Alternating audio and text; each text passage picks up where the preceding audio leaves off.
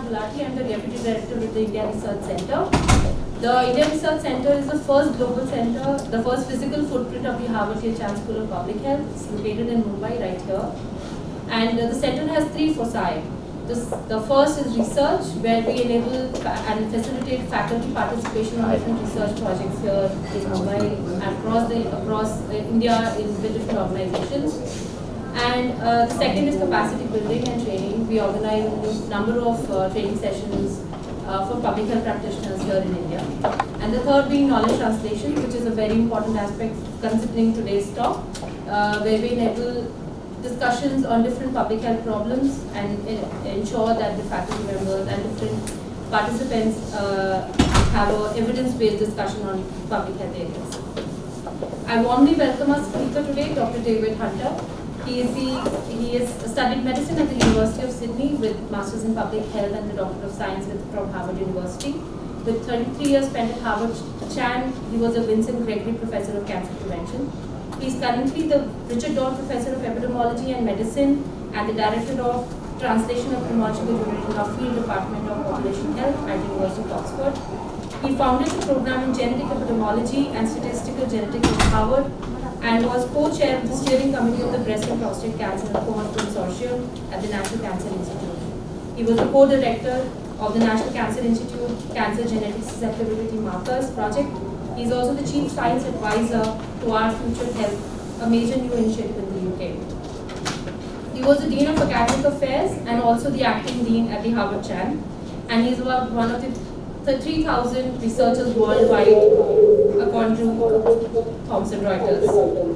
We are extremely grateful to Dr. Hunter for his support and establishment of the center 7 years ago, and Dr. Vish, who is the Lee Professor of Health Communication and also the Director at the Harvard Chan India Research Center. Acknowledge that Dr. Hunter was extremely instrumental in getting IRC at the stage it is right now, in the foundation of IRC in India. He was extremely instrumental in intervening at the right levels so that we could lay the foundation of the India Research Center at the first place. So all these years are much to credit to Dr. Hunter for our existence in India. He was also there at the launch of the center about 7 years ago, and one of the key speakers on the first official event of the center as well. We warmly welcome you, Dr. Hunter. Thank you so much, and thank you so much for your patience for all the technical issues that we had today.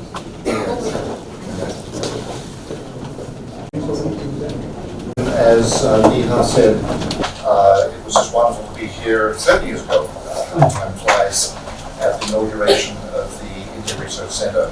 And it's been wonderful to catch up and hear about all the great work you're doing in the subsequent years. So today I'm going to talk about cancer prevention. The title, the first slide, is a bit provocative, because I suspect you all know that we prevent a substantial portion of cancer. But a lot of the time people think that cancer is just an inevitable product, side effect of aging. And the degree to which we can prevent cancers isn't always appreciated. So I'm going to summarize some of the evidence on the global scale, talk a little bit about the little I know about what's happening in India. You guys probably know a lot more. Introduce a new technique which may have a role in stratifying people for cancer risk in the future, polygenic risk scores, and then summarize some of the cancer prevention activities that are actually very, very synergistic with what we need to do for other non-communicable diseases, heart disease, and diabetes.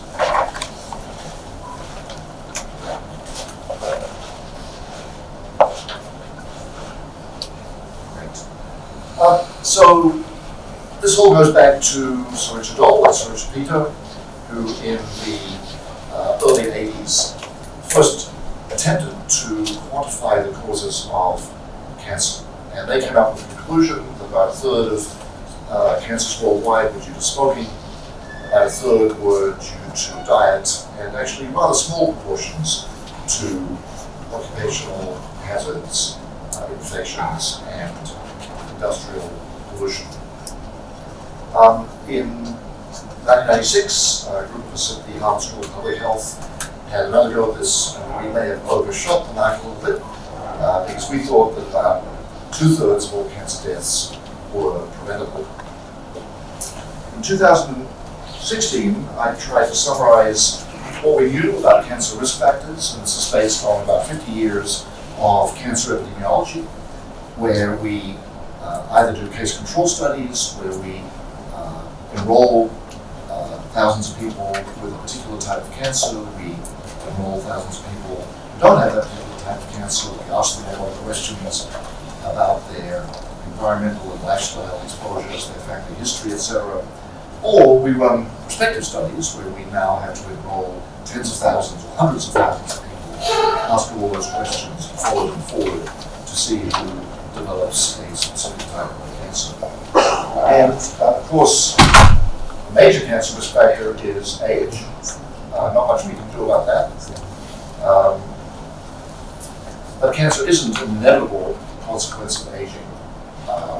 First of all, Mr. Richard Gold in the early 50s established, with a variety of other colleagues, that lung cancer was mostly due to cigarette smoking, at least in the UK and then in the US.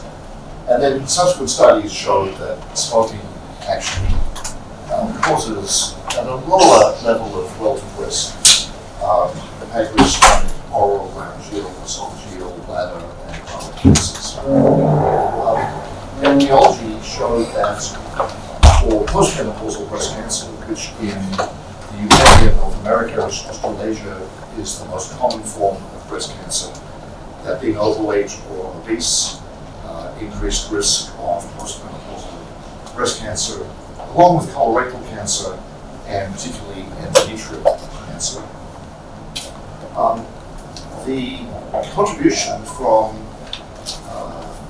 countries in Asia, India, and elsewhere, Africa, to the understanding of infections and cancer really sort of came through in the 1980s and 1990s into this century. And it was robustly established that, first of all, hepatitis B increases risk of liver cancer, then something we used to call non-A, non-B, hepatitis C, and certain cancer almost entirely attributable to infection with human papillomavirus, and stomach cancer substantially attributable to Helicobacter pylori, which is a bacterium, not a virus. And in countries where there's a high burden of liver, cervical, and stomach cancer, then infections contribute a higher proportion of the total cancer burden than in countries where those types of cancer are less common. There's a variety of reproductive factors that influence breast and ovarian cancer: age of first birth, number of pregnancies, and a little known fact is that about 5 years of oral contraceptive use cuts a woman's risk of ovarian cancer by about half, and that persists for at least 20 to 30 years into later life. So not all of these things are risk factors. Some of these things are actually protective. But not protective was the fact that in the 80s and 90s, particularly in the United States, postmenopausal hormones were used and advocated very widely to buffer menopausal symptoms and restore the illicit youth postmenopausally. And it took a decade or two for us to understand that that was non-trivially increasing breast cancer and ovarian cancer rates. So postmenopausal hormones are much less recommended, or recommended only for short periods of time to buffer menopausal symptoms. Ultraviolet light for melanoma and non-melanoma skin cancer. And more recently, we started to appreciate what everyone kind of expected and intuited, but it took a while to get the evidence base that both outdoor and indoor air pollution are substantial causes of lung cancer. So you can take those data and look at the incidence of cancers worldwide, look at the fraction that is directly attributable to those specific risk factors, and try and calculate how much less cancer we have if we withdrew those specific risk factors. And right off the top, these are based on estimates in 2016, with about 40 million cases of cancer worldwide. If we could wave a wand and eliminate smoking, and also this includes smokers' tobacco use in countries where that is highly prevalent, we could eliminate about 20% of cancer. And that's always the number one risk factor and the number one target for cancer prevention activities, where there's still a lot of smoking, smokers' tobacco use. If you eliminate infections, and we can do that now, albeit with a 20, 30, or 40-year latency between the time that, for instance, we vaccinate for human papillomavirus and the time that cervical cancer would typically appear. So we vaccinate before the onset of sexual activity in women, and then if a country has a policy to vaccinate the men as well. But then the payoff takes 20 or 30 years until the ages at which that cancer will appear. But if we do that, we vaccinate hepatitis B, and now we have a treatment for hepatitis C, where basically taking a pill every day for 12 weeks essentially eliminates that infection in about 98% of people. It's not always affordable, but I gather the prices are relatively low in India and may get lower as generic manufacture becomes possible. If you eliminate Helicobacter, which can be done by identifying people who have Helicobacter pylori infection and giving them 2 or 3 weeks of specific antibiotics, that would knock off another 10%. These are all cumulative. So one of the issues here is as you reduce cancer by withdrawing these risk factors one at a time, the influence of each subsequent risk factor is a little less than if you start off with that risk factor. Obesity, diet, health violence, alcohol, low physical activity, and the estimate is cancer incidence by about 40% worldwide. That obviously varies country to country, depending on the spectrum of the cancers and the degree of which they are. So that 40% cut in cancer incidence could actually translate into about a 50% cut in cancer deaths. So that's what half cancer deaths are preventable.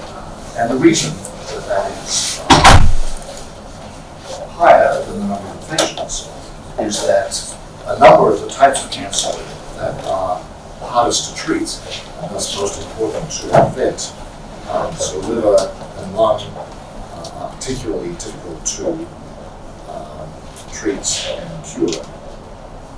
Those cancers basically are substantially preventable. So about 50% of cancer deaths could be preventable. So we always work hand in glove with our clinical colleagues. But it's always worth looking at some of these risk factors and how they're changing over time. And the news is mixed, as you'd expect. So here in green, this is the absolute number of individual cigarettes that is sold in Australasia, North America, and Western Europe. As you can see, there's been a real drop in tobacco consumption. Even in Eastern Europe, there's been a drop in tobacco consumption over the last 10 to 15 years. Unfortunately, that's been substantially counterbalanced by the growth in tobacco use in China. So many of you who have been to China, you'll probably have been quite startled at the high proportion of Chinese men who smoke. If you've been there the last 10 or 15 years, you'll also be startled by the high proportion of Chinese women who smoke. And China is a special case in many ways because it has its own indigenous tobacco manufacture, cigarette manufacturing industry. The state actually controls most of tobacco production and sales. The state actually would have thus the ability to clamp down on tobacco consumption in a way that most countries don't have. Well, here, of course, you have the Tobacco Corporation. Rates have been increasing, though, not only because of marketing and pricing of tobacco, but also because the Chinese population has moved substantially into the age groups, 20s and 30s and 40s, when most people smoke, and so it's also partly a demographic phenomenon. But, oh sure, absolutely. Did you manage to plug into the power source? Thank you for that. So the good news is that there are countries that are ahead of the game in terms of ultimately eliminating tobacco, and then there are countries that have a long way to go. And one of the contributors to this was the United States, where in the 1990s, after being sued by the attorneys general of many states, the tobacco industry headquartered in the United States reached what was rather ironically or unfortunately called the Global Tobacco Settlement. What that meant was it was global in the sense of all US states. It wasn't global in the sense of the globe and world. And so basically, by paying many billions of dollars to the states, tobacco companies were then immunized from consumer protection legislation that would bankrupt them. Now they can go to Wall Street and say, okay, that threat to our very existence has been removed. Let's raise lots of money and go and sell cigarettes in the rest of the world. Hepatitis B vaccination, again, critical to prevent liver cancer. The good news is that all the countries in blue here are vaccinating more than 80% of their up to 1-year-olds, and that's with a vaccine that requires 3 separate injections. India here, this data is up through 2013, so it may not be entirely up to date. At that time, it was reaching 60 to 80%. So this is a really very, very substantial achievement. Hepatitis B is not a good thing. Nobody wants to get hepatitis. Nobody wants to get liver cirrhosis in later life. But the fundamental rationale was as a cancer prevention agent. And working with the EPI vaccination campaigns around the world, initially focused on other infectious diseases like diphtheria and tetanus, it was possible to use those, the mechanism of getting to vaccinate young children and achieve very, very high proportions of vaccination, starting from a standing start in about the 1990s through 2013. So we always mentally compare incidence with mortality, we compare prevention with treatment. Sometimes that's a false dichotomy. It's always a false dichotomy, because really we're all in the game together and we're trying to prevent cancer death. And you can prevent cancer death 2 ways. You can prevent it by preventing cancers. Arguably, if you can do that, that's the most cost-effective way of preventing cancer death. But of course, once someone has cancer, any of us in our relatives, we want the best possible treatment. And so mortality obviously varies with incidence. The more cancer or deaths will be for a particular type of cancer. But the mortality to incidence ratio varies substantially across countries, largely as a function of which countries are able to detect the cancers relatively early, what countries have the means to then give people effective treatments for those cancers. So you can sort of do a thought experiment here. In blue here is cancer incidence. You can see it varies substantially around the world.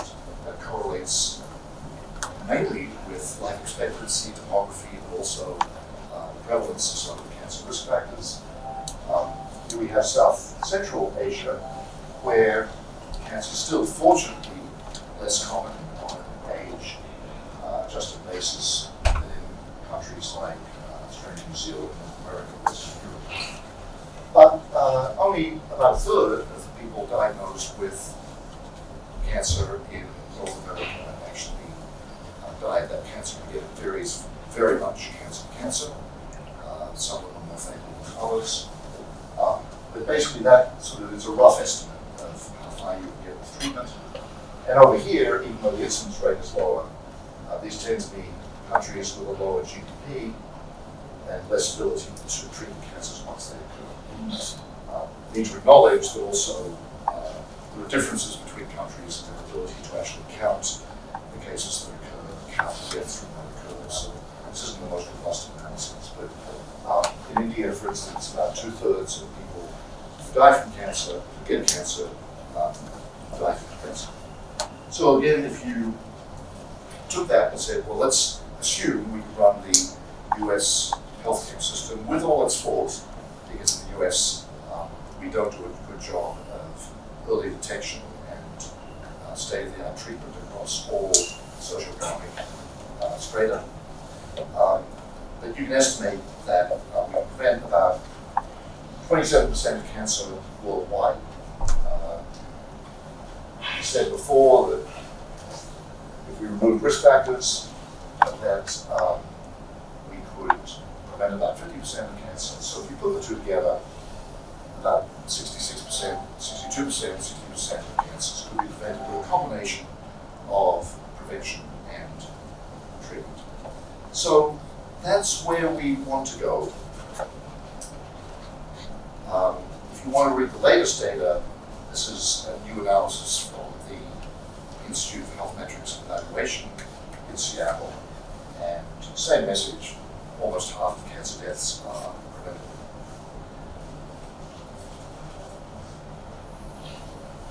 So, in addition to the obvious desirability of preventing cancer, I don't need to talk about that, and to prevent cancer death, we face this demographic tsunami of cancer in our future. So these are estimates from the National Agency for Research on Cancer, and deaths in the world in 2018, 10 million. And under the business as usual scenario, that becomes 16 million, so about 60% more in 2040. And that's purely due to growth in the world population and the aging of the world population. Where is the growth in the world population happening? So, no surprise to you, blue actually is areas of the world where there's been a net loss of population. Brown, an increase of up to twofold. A few spots in red where it's been more than twofold between the 1990 data and this.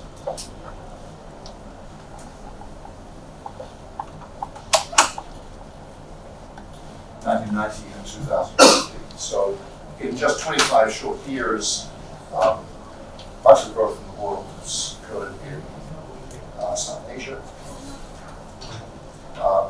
Parts of China are shrinking as people urbanize, and of course the one-child policy. A few parts of Africa increasing at the fastest rate, but as you all know, it hasn't already, it is going to overtake China in terms of net population. It hasn't already in the next couple of years. So lots and lots of people, and people aging, so basically men in blue, women in purple. That was the age structure in 2010, just fast forward 20 years to 2030, and there's a bulge moving through into the so-called cancer age groups of the late 50s, 60s, and 70s. So in a way, with cancer, we're sort of victims of our own success. As people live longer, as they are somewhat less likely to die of heart disease and stroke, then it is true that the component of aging of populations is a substantial cause of cancer. It's not a direct cause division. Something else is the cause. So again, the net numbers here estimated by the National Agency for Research on Cancer, 2020, 1.3 cases, so 1.3 million cases. That goes up to 2 million cases by 2004. And we've all been to hospitals where cancer is detected, diagnosed, and treated. Even the town Memorial Hospital here, which is in many ways a fabulous state-of-the-art hospital, is already chock-a-block with people waiting for various stages of diagnosis and treatment. And so you just have to imagine in a short period of 17 years how these diseases can cope with 60% more people to diagnose and treat. So Chris Wilde, the former director of the National Agency for Research on Cancer, said, we can't treat our way out of the cancer problem. Partly because some cancers our treatment still don't work very well. It's still very high mortality, things like liver and lung cancer, and stomach cancer. Partly because the treatments do work are still quite expensive. But mostly because providing wherewithal for early detection and treatment in countries where a fraction of the population has access is a very, very expensive and resource-intensive activity. So here are the data for India specifically. So this is from 2020 and to 2040. This is on a log scale, so it somewhat flattens out because on a normal scale, those slopes would be steeper. Breast cancer, the most common cancer, and I'll talk a little more about breast cancer as an example, followed by cervix, lip,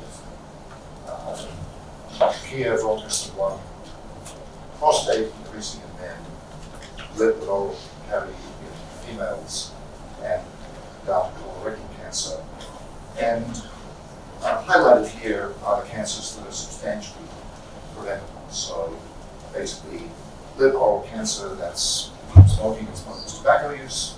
Cervix, that's human papillomavirus, and that's screening and treatment of early lesions in women who were born too late to get the vaccine, but increasingly it's about getting the vaccine out and about. And do that later. So there's a substantial opportunity in India for cancer prevention, mainly around tobacco control and control of HPV. HPV, again, it's just important to keep vaccinating the kids. But, you can fit a whole world into India. So in each state, in each region, it looks different. So these are the leading sites among men from the cancer registries. Up here, it's liver first. Close by, it's prostate first. And in other places, it's mouth and oral cancer. In some places, it's each region, each state has slightly different priorities for the types of cancer it's trying to control. The good news is that many of these are common cause, tobacco, smokers, tobacco. In the case of women, breast cancer is the most common cancer, pretty much in all the cancer registries, with mouth or cervix are identified. So these again are mouth and cervix preventable cancers. Good news for India that, just like we saw in Western Europe and North America, if you look at the national community-based surveys, then in blue here, the prevalence of tobacco use, so that's smoking and oral tobacco use, smokeless tobacco use, is coming down in men. It sort of peaks later in women because usually males adopt, particularly cigarette smoking, 30 or 40 years before it peaks in women. But it was starting to come down. And the same with smokeless tobacco. The female smoking rates lower all around, but the trick is to keep it low. So some room for optimism that it is already turning the corner on the tobacco pandemic.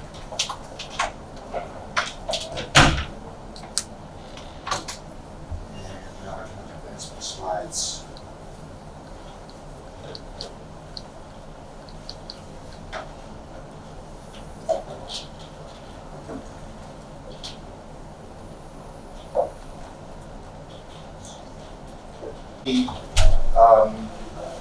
More detailed analysis of who's a smoker, who's smoking cigarettes, biddies, smokeless tobacco, or using both, suggests that again a substantial piece of the problem is smokeless tobacco use, and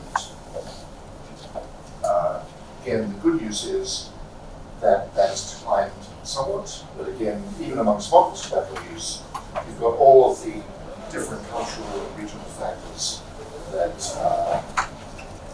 play into whether that's legal or legal, whether it's hookah, oral tobacco, masala, metal use of stuff. I don't have to tell you that, or at least I don't have to tell anyone, that if you walk around the streets of Mumbai 30 or 40 years ago, it would have been pantsuits on every corner, and streaks of red spray from label not spitting. And at least in downtown Mumbai, I don't know what happens in the periphery and the villages. That's all essentially disappeared. So progress is made, and that's a combination of knowledge and regulation, and of course critically, you can write all the laws and regulations you like, but that doesn't work unless they're able to be enforced. And sometimes, attempts to enforce run into challenges from the tobacco industry. We've been through that cycle in other countries, and there were notifications struck down just recently in Delhi. One thing that actually, I must admit, did kind of shock me. So for those who are interested, I think India were like 168 and 7 minutes. I was watching the Delhi test, and was quite astonished to see this very, very large tobacco masala advertising was front and center. You couldn't escape it. Watching a simple cricket match. It's been 30 or 40 years since every cricket stadium in the rest of the world had Vincent signs around the edge. So as they ran to the boundary to try and pick up a ball, all you saw was Vincent hedges. They were eventually banned, but it hasn't sort of got all the way here. And then, of course, once you got James Bond, who is advertising and masala, you've got a problem. Apparently, he said he was hoodwinked. He had no idea what he was holding. He was just paid to hold it. So there's still a long way to go, even though there's been a lot of progress. Really good news, I think, for me. All of you, so the women among you know about the controversy about HPV vaccination and whether it should become universal. But the good news is, to the extent that part of that controversy was about the foreign manufacture like Merck and GSK and the cost, thus, of the HPV vaccination. The Serum Institute now has a quadrivalent vaccine that covers all of the major HPV vaccine types, and they preliminarily are saying it will be about 2,000 or 1,000 rupees per shot, and you need 2 shots. Well, actually, that's a very strong argument that you actually only need 1 shot. The Serum Institute would like to 2 shots, and so there's a bit of a tug of war going there. But the good news is there's an indigenously made vaccine much more risk. And apparently many states, several states, are already negotiating with Syrian institutes determined to vaccinate their children. Let me talk a little bit about the situation for breast cancer, because there we've got a cancer where the glass is half full, third full for prevention, but it's important to acknowledge that for many cancers there's a component that we still don't understand how others are able to prevent. So this is analysis we did in a large prospective study in the US, the Nurses Health Study, and we took a variety of non-modifiable risk factors. So these are risk factors that you can't change or can't change easily in a societal context. So you can't really change your family history. You can't really change your height. It's a bit difficult at age 40 to change the body mass index you were when you were 18. And even although age of menarche changes country to country and over time, it tends to come earlier as populations get better nourished, as children get better nourished. Nobody's going to starve their kid or insist they become a ballerina or a high performance athlete in order to delay the onset of their first period. Age of first parity, somebody asked me about this the other day, well, isn't that modifiable? So I would just ask the woman among you, with all of the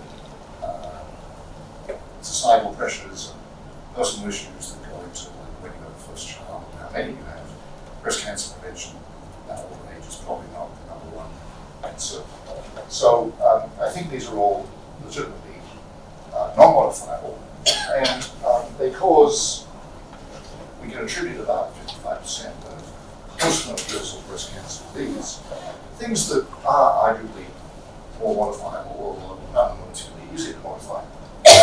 So if we can restrict weight gain from early life, not take postmenopausal hormones for more than 2 years, alcohol, each drink a day is increasing risk by about 10%.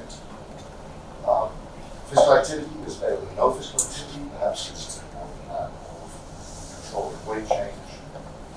Breastfeeding is mildly protective, but it's much more protective if a woman breastfeeds for a couple of years and has 7 or 8 children. Again, that's not the pattern that would apply to modern societies, but breastfeeding does modestly reduce risk, even if it's only for an average of a year or two, and so that reduces risk by about 34%. So we can take all of this and basically say, okay, if the average breast cancer risk is 324,000, and all women in the population breastfed, were more physically active, didn't drink, didn't take postmenopausal hormones, and didn't gain weight, that's a big set of ifs. Again, you'd reduce breast cancer risk by about a third. So we can explain about 70% of postmenopausal breast cancer risk. The reason it's not 55 plus 34, so 80 and 90% is some of these, anytime you look at an individual risk factor, there may be interactions with other risk factors. So put them all together, about 70%, only about a third is preventable. And so even with maximum prevention, about 2/3 of breast cancer are going to occur. Women will have early detection and treatment. Again, breast cancer is the number one cause of cancer in India, in both men and women combined. So that tells you that the detection and early detection and treatment facilities are going to be needed, no matter if any of these other changes happen. So again, I always worry if there's any implied dichotomy between prevention and so-called cure. We're all in this together. It's fairly easy to argue that for many risk factors, if you can prevent a cancer, that's a cancer you don't have to treat. And that's a far the most cost-effective way of reducing cancer risk. But once cancer occurs, it's all about can you prevent mortality or delay death from that cancer, and that's all about treatment. And then somewhere in the middle, we're either trying to detect pre-malignant lesions, so something like a polyp, which actually is an overgrowth that isn't cancer. If we can remove that during a colonoscopy, then without turning to cancer, and if we can do that often enough, we might prevent someone who's otherwise going to get colon cancer getting colon cancer. In white skin populations, we're always burning off actinic keratoses, trying to stop them turning into squamous cell cancers of the skin. But we're also often with early detection just trying to take a cancer that would be diagnosed at the time that it spread to other parts of the body and identify it at the time when it's only in one part of the body, and then it might be much more amenable to surgery, chemotherapy, or radiotherapy. So there's this idea now that with modern technologies, and I'll give you an example, we can employ so-called precision prevention. And this can be borrowed from the term precision treatment. So the oncologists now can often look at the pathologic pattern in the cancer and decide that a specific treatment will be better than another specific treatment for that particular person's cancer. Now we can sequence the genome of cancers. We can find specific mutations that often are amenable to specific treatments. So that's precision treatment. We borrowed the term precision prevention. But in a sort of community-wide societal way, we've got to be very careful that we don't imply that there aren't one-size-fits-all recommendations that everybody should follow. So even if we thought we could identify people who were more likely to develop lung cancer if they smoked, it wouldn't be a good idea to only focus anti-smoking messages on those people, because smoking is also going to cause heart disease and a variety of other ailments. We want to vaccinate everybody because vaccination programs don't have the time to discriminate who's at high risk and low risk most of the time. Again, with heart disease and other reasons, we want to encourage people to maintain a healthy weight. We want people to get their age and sex-specific screenings. Screening is the one area where perhaps some element of risk stratification would focus the resources needed for screening on people who are at highest risk of a particular cancer. Most screening also has some potential downside or side effects, even if it's only contributing anxiety. You wait for the answer of a biopsy, or a woman is called back for further mammograms because there was something suspicious on the first mammogram. So there's always some element of toxicity associated with screening. So if you could, you would focus on people who are at highest risk of the cancer that screening is designed to detect, because the benefit is more likely to outweigh the risk in those people. There aren't too many examples, but if you knew that someone was at particularly high risk of cancer, let's say breast cancer, you probably would be rational. If you're in a national mammography program, which you're not yet, but it's probably more rational to start the mammography a little earlier and do it more frequently. Some people are taking aspirin. Aspirin does protect against colorectal adenomas, thus 10 to 15 years later, colon cancers. The problem with aspirin is that it also increases your probability of bleeding, both in the gastrointestinal system and also potentially in your brain. A bleed in your brain is a very serious matter. So, people should only take aspirin for colon cancer prevention if they're really high risk. we know from the clinical trials that most women can cut their risk of estrogen receptor positive breast cancer in half. That's the most common cause of cancer. By taking drugs like tamoxifen or aromatase inhibitors, which essentially induce premature menopause.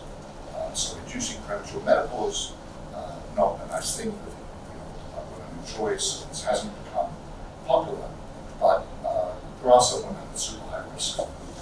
This is a rational way of treating their risk, and they're prepared to put up with the side effects in order to do that. So let me talk about the concept of polygenic risk very briefly, because it's a sort of new thing, and we need to find out whether it does play a role in risk stratification.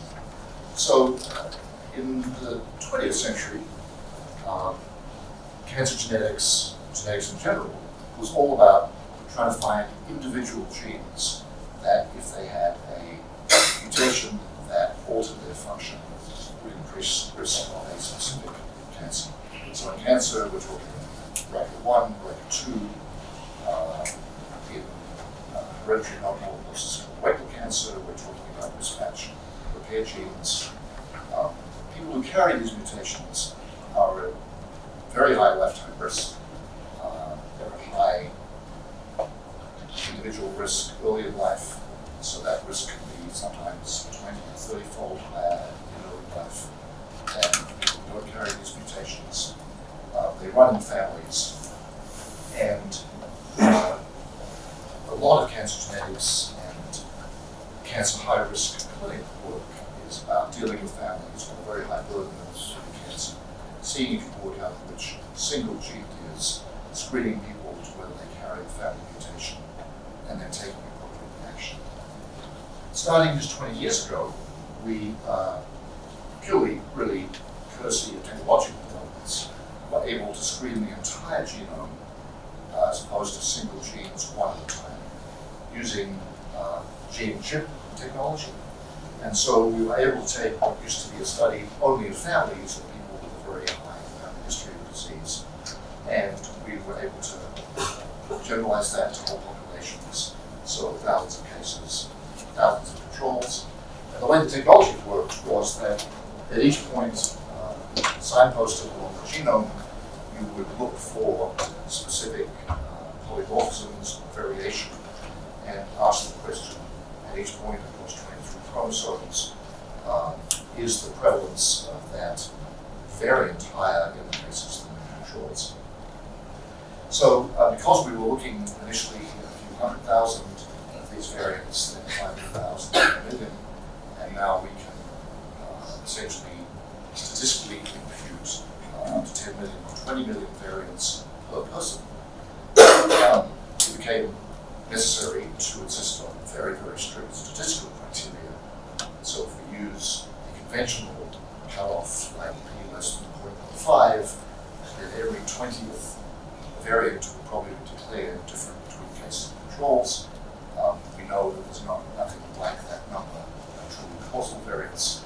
So this information was often displayed in a so-called Manhattan plot. So each of these colors represents the points on a specific chromosome. Each of these dots is a specific variant, and we do a chi-square test, attach a p-value, and this is the inverse of the p-value. So we are basically looking for very, very small p-values, 0.0000001 or less. And if we see these small p-values, then we conclude, well, that variant is more common, or less common, in cases than controls. In this case, this was the first common variant associated with breast cancer, and a gene called FGFR2. And the good news about this is that once variants reach this very extreme tiny p-value threshold, then they tend to be seen in the next experiment and the next experiment, and so we have very robust data. The thing to know, though, is that the risks associated with each of these variants are very, very small in comparison with the risks associated with single gene variants. So I said at a young age, like one mutation, the risk might be 20 to 30 times higher if a woman carries one mutation. For FGFR2, if she carries one copy, that is 1.3 times higher. If she carries two copies, it's 1.6 times higher. And with the growth of the sample size of these studies, we can now get down to 5%, 10% increases in risk. And that compares with a 2,000% increase in single genes. So a lot of people tend to dismiss these as trivial, tiny increments of risk. But we've now got several hundred of these, so we can put them into a risk score. And for each of the X's here, which represents a different gene variant, we've got a beta, which represents the strength of association. And so we can just take all the variants, and someone who's inherited a larger handful of the risk variants will get higher risk. Somebody who's inherited a smaller handful. And these tend to exist, or the risk tends to be essentially a normal distribution. So you can talk about estimates of plus or minus one standard deviation. So this always kind of like blows me away. This is from the Breast Cancer Association Consortium, and this takes the risk score based on 11,000 cases, 10 cohort studies, and a risk score contributed to like 313 of these individually very small effect variants, and asks, if you're on this normal distribution with one standard deviation above the median, what's the risk? Well, the risk is 1.6, 1.64, and across these 10 independent studies, almost exactly the same independent risks, so almost no heterogeneity of the data. And then later, when we add the biobank study, which comes on later, gets estimated right on the pooled estimate. So these risk scores in European ancestry people, because that's where most of the data has come from, if you have enough cases, they are very, very robust. So the polygenic risk scores, I haven't shown you all the data. This is something that's come along in the last 10 years, essentially, maybe in the last 5 years. It provides new information about risk. It often outperforms the previous algorithm used to counsel on risk in people who didn't have one of the single gene mutations. Right now, the validity is there for the common diseases where we've got databases with 50,000 cases. It's still a work in progress for less common conditions. And it's also really only going to be useful for common things. So if you tell me my risk is 3 times higher than average for a disease, then I've got a 1 in a million chance of having it in my lifetime. I'm probably going to say thank you very much, but I'm very interested. But if you tell me my risk is 3-fold higher for something that I've got a 20% chance of getting in my lifetime, so my risk is 60% instead of 20%, that might get my attention. You only need to do that gene chip now once in your lifetime. So if you get a bulk buy, that now costs down to 15 to 20 pounds in the UK. So I can go to a chemist in the UK and buy a bottle of fancy vitamins, and that will cost me more than 20 pounds. So arguably, at some point, we may all have this done.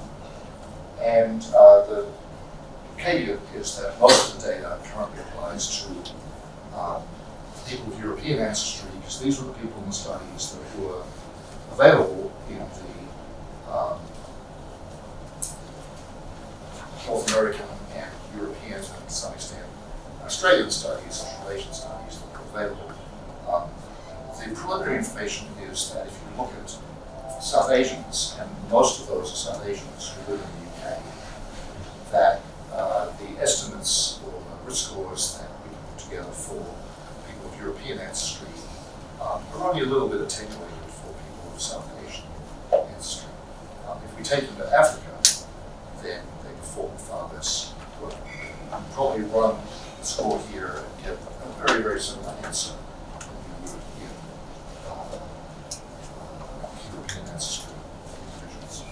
So again, you can imagine that if you know this risk, that would be entirely rational to alter breast cancer, age of cardiac mammograms, frequency of mammograms.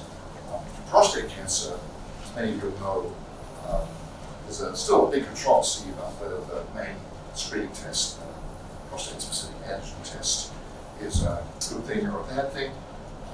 But if somebody's uncertain about whether it's good for them, it's probably more likely to help if they're at high risk than if they're at super low risk, where they might have false positive and then sent down a diagnostic pathway that can be painful and debilitating.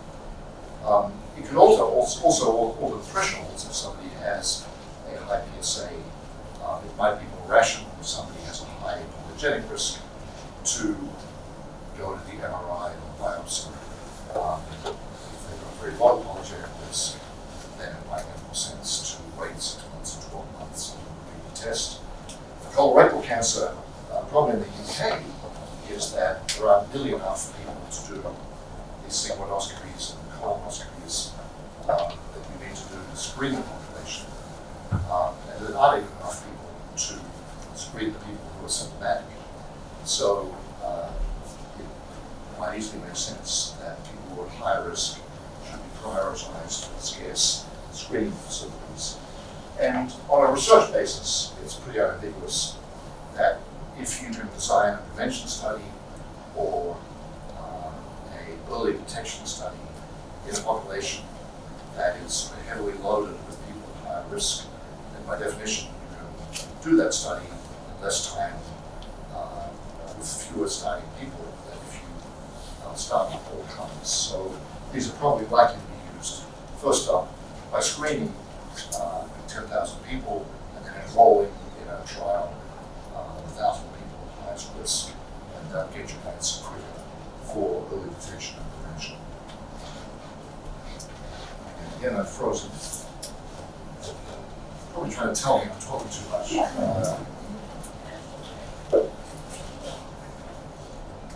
How do you do that? Okay. So just to finish up, so that's a lot about cancer prevention.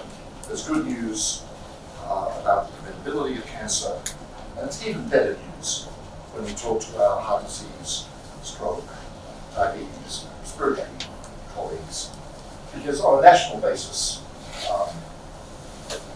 heart disease people and stroke people want to do exactly the same thing in terms of lowering certainly inhaled cigarette product use. Infections tend to be pretty unique to cancers, but obesity, robustly associated with heart disease, stroke, really robustly associated with diabetes, aspects of diet, alcohol, and air pollution are in fact the major causes, the major consequences of air pollution, not lung cancer, but heart disease and stroke. Once we come to treatment, we've got to make our primary care facilities much more knowledgeable and robust in terms of identifying early signs and symptoms of cancer. You have to beef up all of your facilities to do all of this, talk about palliative care briefly. And then you need, as you're putting in place here, to the extent you can, universal health coverage to prevent catastrophic expenses due to treatment. Sorry, Dr. Could you please go back to the previous slide? I think the thank you. It's my second last slide. So Okay. I think all these slides will be available. I'm sure the Zoom webinar will be available. So let's just finish with palliative care. So, in cancer treatment, we're always thinking about cures. We have to acknowledge that much of the time a patient will eventually die, even if we can delay that time. And nobody wants a painful death. One of the biggest inequities in global health is the distribution of opiates for pain relief. This is from a Lancet Commission looking at the distribution of morphine around the world, and it's just shockingly disparate across the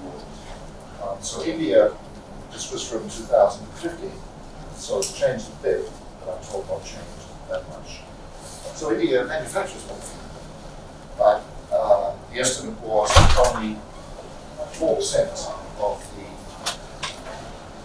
use of end-of-life care was calculated was actually able to be done. Not because you don't make it, but because of policies, extreme reluctance among doctors to administer morphine. They're afraid of being accused of fostering addiction, even in people who have months to live. In the US, on the other hand, we've radically overshot. So the estimate is that the US uses morphine 31-fold more than necessary for meeting the basic needs. And Western Europe is sort of in the middle, but still 8-fold more than basic needs. So the world's 50% poorest population get less than 1% of all morphine, the richest 10% gets 90% of all morphine. So clearly this is partly due to the ability to control it, to keep it not safe, to administer it safely. But also it's just massively due to our ability to ignore the problem and innate conservatism at all levels, and a lot of international treaties that heavily discourage these inquiries about illegal use, heavily discourage the international transport of medicinal. So you never want to go as far as the US went with overshooting rapidly. This is something that should be fixable, that would make a big contribution to the morbidity associated with not just death from cancer, but other diseases. So to finish, burden growing fast, unfortunately much more complex than heart disease, stroke, because each cancer is different. The cancer prevented doesn't need to be treated. Even if we could wave a wand and remove all those causes, we'd still be left with a very substantial burden of cancer. And we need to make common cause with our friends who treat think about other non-communicable diseases, because many of the risk factors are the same. To finish, obviously, what I'm presenting the work of many, many people over many, many decades, and these are my colleagues who contribute to the work on polygenic risk groups. Be happy to answer any questions.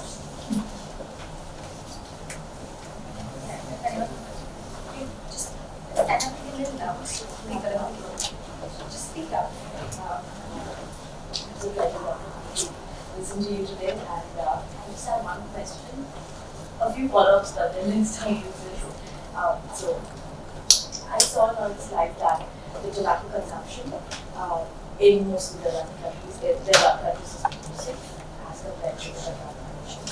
And also we know that there are a few systematic reviews also for tax consumption, which shows that the modifiable risk factor for cancer, and recently also for CVDs, specifically smoking and diet, is little on the negative side in the developing nations countries, specifically on the personal level. But if you can see the incidence rates of cancer, which we realized from the slides was 50% of it is due to these modifiable risk factors. The incidence rate still continues to be high in the developed nations as compared to the developed nations. Do you think partly it is because of underreporting and because undiagnosed cancers in these regions, or do you think there's some other explanation for that? So great question. So let's leave aside the fact that the age profile of the population has a huge impact. So you have a lot of young people, as you're doing here. You're going to have fewer cases per billion. Let's talk about age-adjusted rates. So we've taken age out of the equation.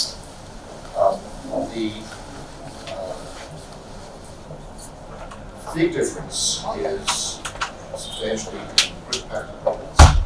So for smoking, for instance, your rates are still relatively low, certainly lower than in China, and certainly lower than they used to be in North America, UK, where most men smoked and many women smoked.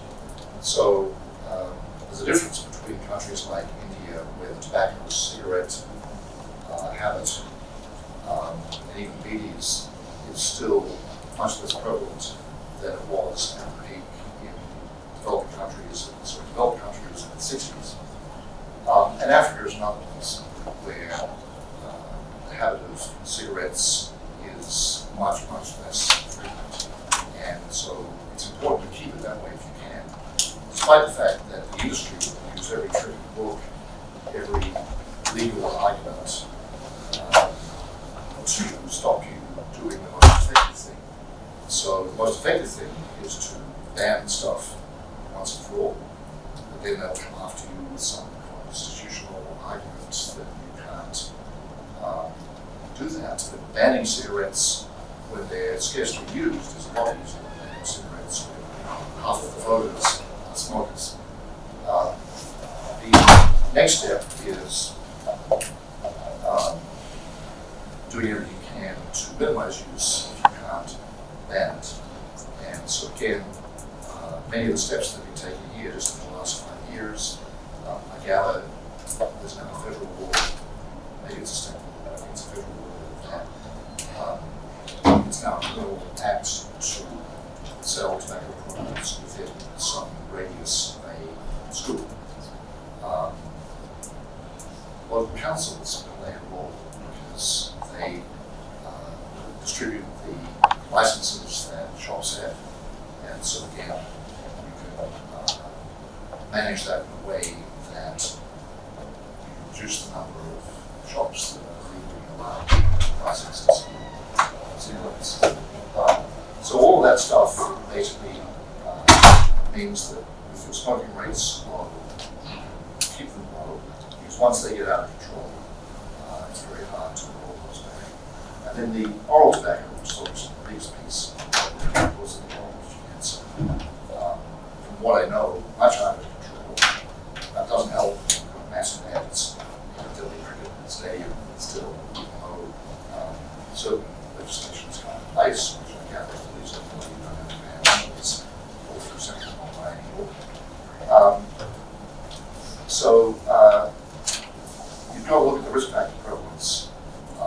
The good news is that globally, age-adjusted lung cancer, smoking prevalence across the whole globe is actually declining.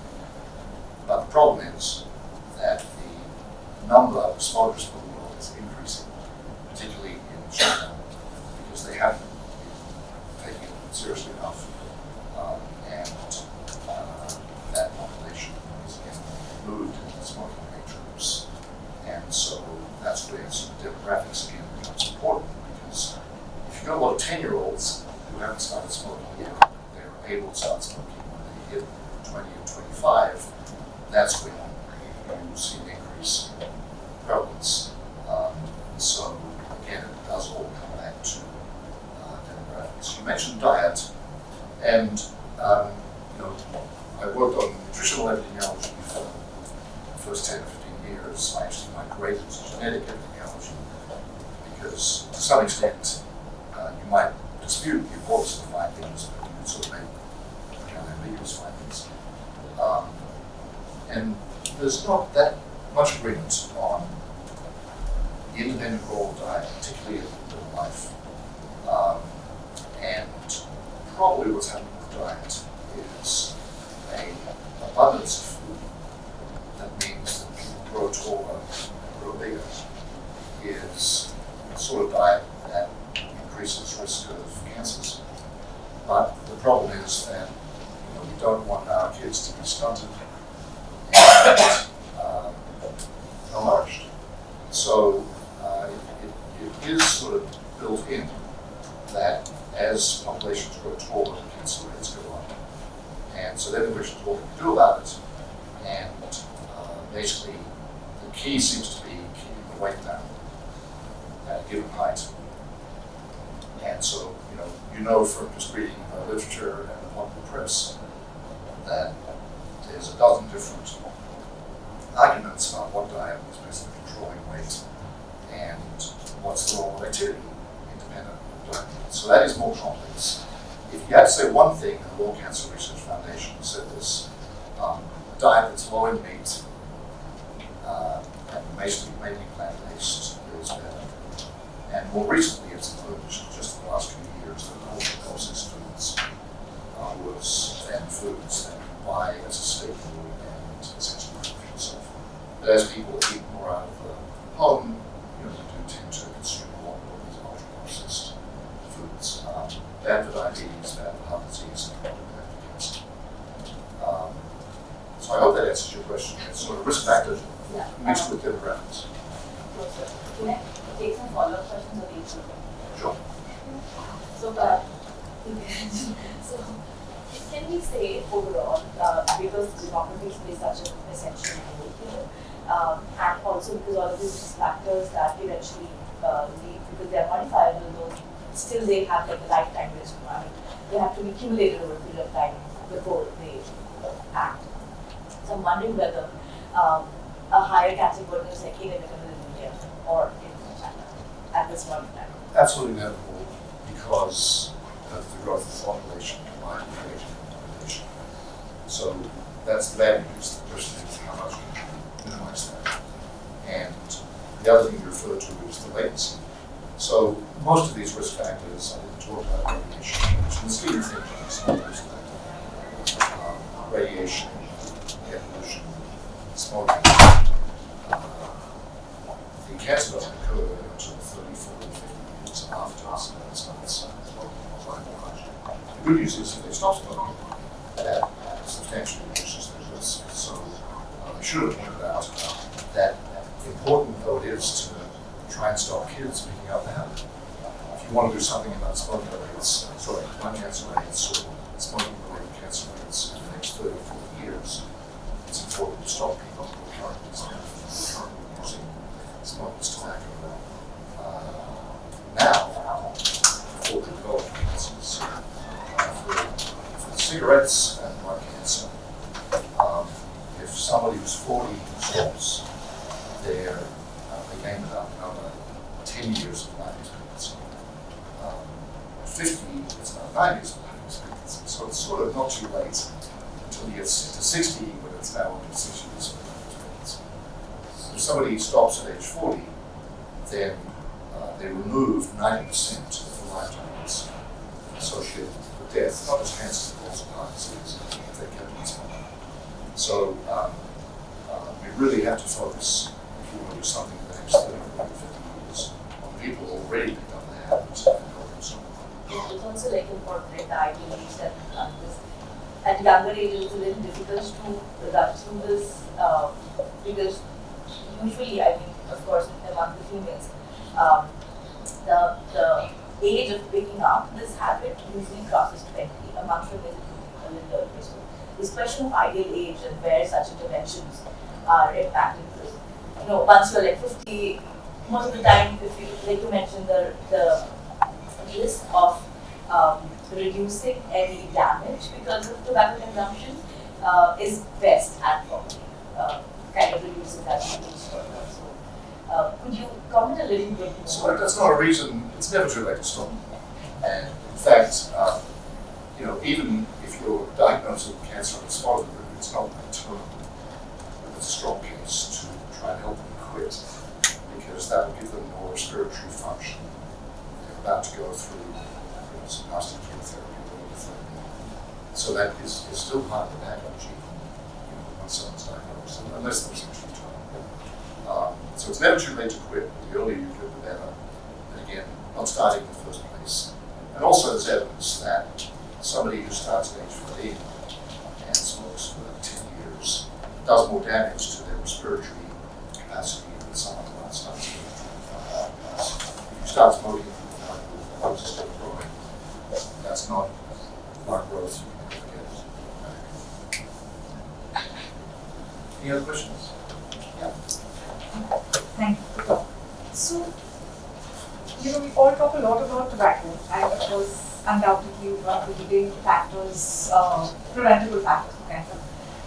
Looking at your slides and looking at the incidence of liver cancer in India and alcohol as one of the preventable do you think it needs to get more attention, especially when we saw what happened during COVID and how alcohol permits and it came into understanding that alcohol dependency in India actually is quite high.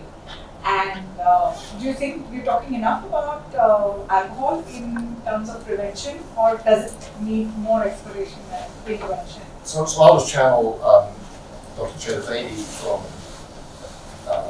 TNC, who has done a lot of work in smoking advocacy, but is now switching to alcohol issues. And I'm old enough to remember when you traveled around India, dry states, and even in the non-dry states, I think you used to have to show your passport to get a bottle of beer. But now you drive through Rajasthan, and every little village is got an English wine shop. And he says that young people in particular, there's a certain amount of binge drinking, and that's a feature of young people in many parts of the world. So in terms of cancer, absolutely, if you're an alcoholic or you drink heavily, you increase your risk of cirrhosis, and increases your risk of liver cancer. It interacts with hepatitis B virus, so if you do both, you're at higher risk of getting either. At the end of the day, globally, it's not the biggest cause of cancer, but anything we can do helps. But the real damage from alcohol is probably a little more proximal. Accidents, relationships, falls, high blood pressure.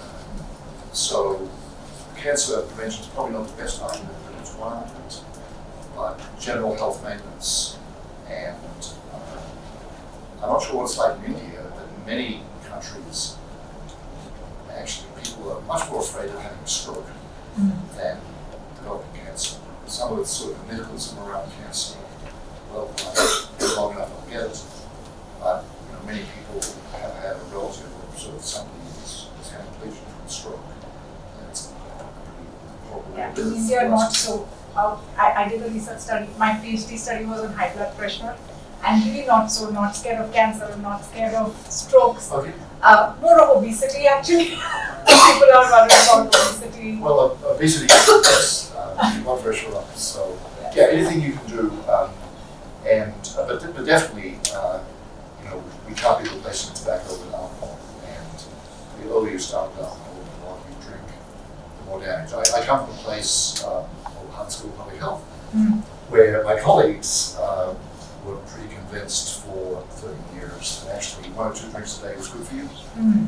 And now we've seen research otherwise. Yeah. The latest data suggests that it's pretty much a linear association between each extra drink and the probability of mortality, even for heart disease, which was the thinking was that it was a U-shaped relationship. And that was based on the idea that actually, if you have a couple of drinks a day, HDL cholesterol, so good cholesterol, does go up. But now we know just in the last 10 years that actually that's not causal preventive against heart disease, it's just a correlation. So, unfortunately, there's no great case to drink, apart from whatever light drinking does for you in terms of your mental health. Yeah. Have you had more than 30 years of experience in your field where you've seen all the reasons why cancer exists and grows? Would you classify lack of sleep as a carcinogen? So that's a great question.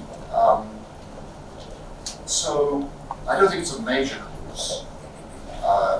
Again, my colleagues published that women who do shift work were at higher risk of breast cancer. It's very small high risk than women who didn't do shift work. And that hasn't completely replicated. So I suspect if it's a risk factor, it's very small. So basically that's the idea that the circadian rhythm is constantly moving less sleep,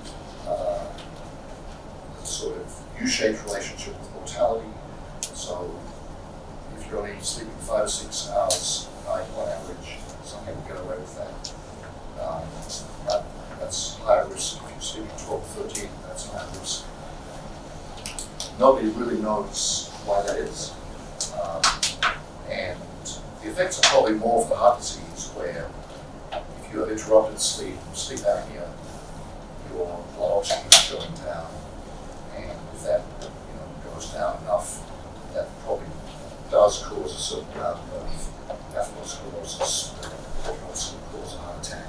Right? So that's why prevention of sleep apnea is probably important for blood pressure and heart disease. The case for cancer, not so much.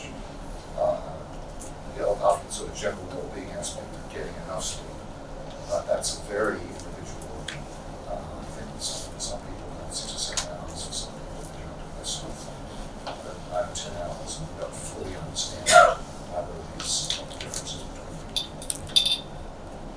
people. The other thing that's interesting is that there's now pretty good evidence that if you're being treated for cancer, that time of day of the treatment might make a difference. And much of the evidence is that getting chemotherapy in the morning or radiotherapy in the morning is a slightly bigger benefit than getting chemotherapy in the afternoon or radiotherapy in the afternoon. So that's a nightmare for oncologists, because you need your facilities available, if not 24 hours a day, sort of from 8 to 6, just to accommodate the patients. Now patients are starting to say, well, if you treat me, I've read this thing, if you treat me in the morning, not in the afternoon. And nobody's quite sure why that is, whether it's circadian rhythm or something to do with perhaps it's not heal, but it's gone from a kind of fringe idea to a respected problem. We just take one last question. I'm sure the interactions out there. We take one last question. Sure, yes. You spoke about polygenic discourse pertinent to breast cancers. So is the field evolving in other cancers as well for this particular aspect of polygenic discourse? Absolutely. So I should have said what's true of breast is exactly the same kind of separation of risk for prostate, for colorectal. So these are the cancers that are most common in Western countries where the studies are, and we have much, much less data for less common cancers, even the cancers that are common here. So we have less data for things like gallbladder cancers, cancer. Lung cancer is probably completely relevant if we know what the cause is. We can tell everybody to stop smoking, not people at high risk of lung cancer. So it probably factors in mainly to this idea that it might be helpful to select a high risk population for your research study. And ultimately, you can imagine if we all have this done, it's probably the rationale is going to be stronger for heart disease, where that risk may play in substantially into whether or not I should take a statin. And even diabetes risk, where that risk might play into how early you start screening for diabetes. So cancer probably won't be the major indication, but once you run this chip, in theory, the data's there, and it's run an algorithm you can calculate polygenic risk of literally 200 different diseases and phenotypes. This would be applicable on a mass population, not just a high-risk targeted population. Well, the only way you work out is the high risk for this means is to do it on a lot of people in baseline. And the question is, it's been a fascinating development, because we used to think that genetics was all about individual single genes that ran in families, and now we understand that a big component of it is polygenic risk, where the familial transmission is there, but it's almost indistinguishable from noise. So just again, $15 or $20 pounds, they can run this. The other application, as I read the other day, that Ancestry.com has run to 22 million people, because those are largely people who are interested in their ethnic background, and sometimes they're interested also in finding other family members. So there's a database of 22 million people on which you can calculate all these risks for them if they were interested. And Ancestry.com and 23andMe, the two big companies in the US, are starting to offer that. But the question is then,